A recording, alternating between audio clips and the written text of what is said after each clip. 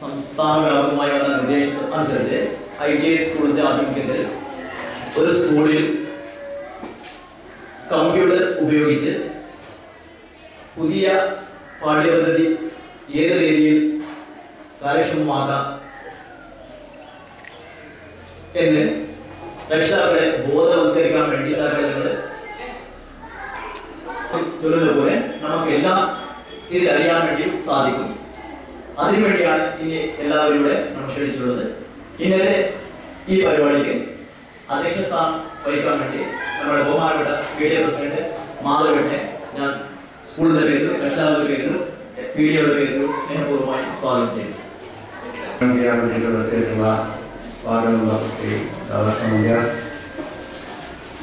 അതുപോലെ തന്നെ നമ്മുടെ സ്കൂളിന്റെ ഹെഡ് മാസ്റ്റർ ഇൻചാർജ് അശോക്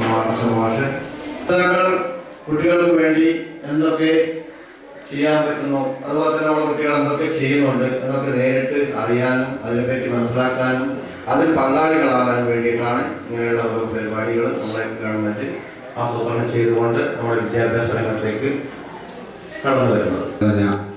അധ്യാപകന്മാരെ, രക്ഷിതാക്കൾ, ഇന്ന് നടത്തുന്നത് ഇതിന്റെ ഔദ്യോഗികമായ ഉദ്ഘാടന പരിപാടിയാണ്.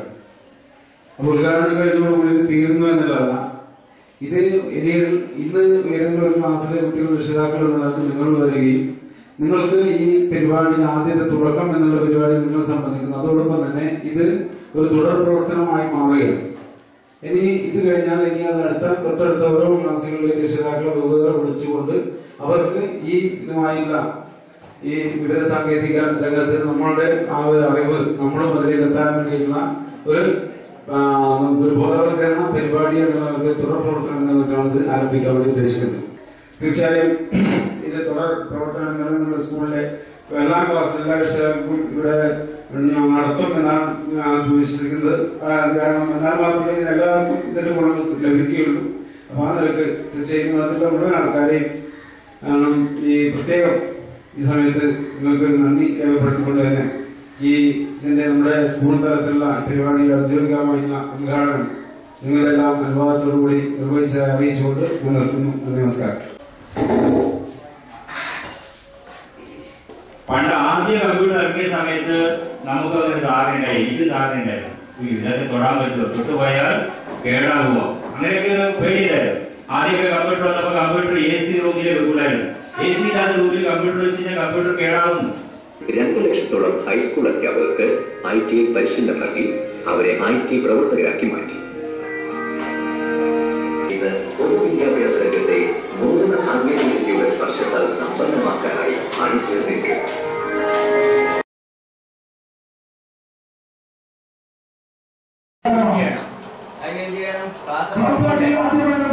ഇന്റർനെറ്റ് ATM കാർഡ് ഉണ്ട് ബാങ്കിന്റെ, നിങ്ങൾക്ക് ഈ സീറ്റ് റിസർവ് ചെയ്യാൻ പറ്റും.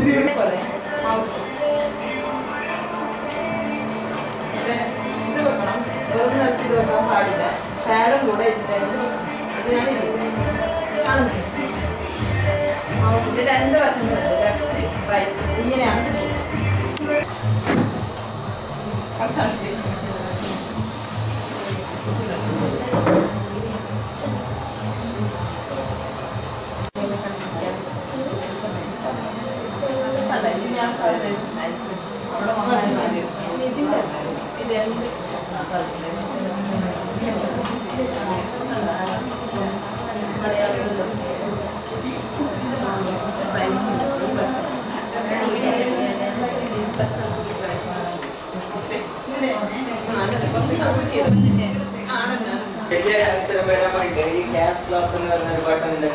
അതൊന്നും അങ്ങോട്ട് കൊടുത്താൽ ഇനി അടിക്കുന്നത് വലുതായിട്ട് വരും. ഇപ്പൊ ഇത് കണ്ടിട്ട് ഒന്നുകൂടി അടിച്ചു നോക്കും, ഒന്ന് ടൈപ്പ് ചെയ്ത് നോക്കി.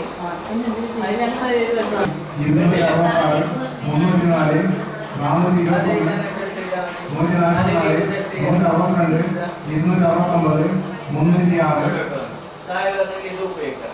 പക്ഷെ ഒരു പ്രശ്നം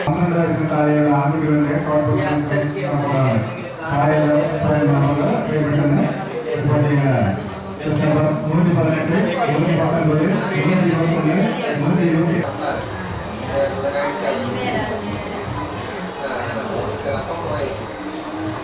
വരുന്നില്ല ആ പുസ്തകത്തിന് നമ്മുടെ 10ാം ക്ലാസ്സിലെ പുസ്തകം പോയി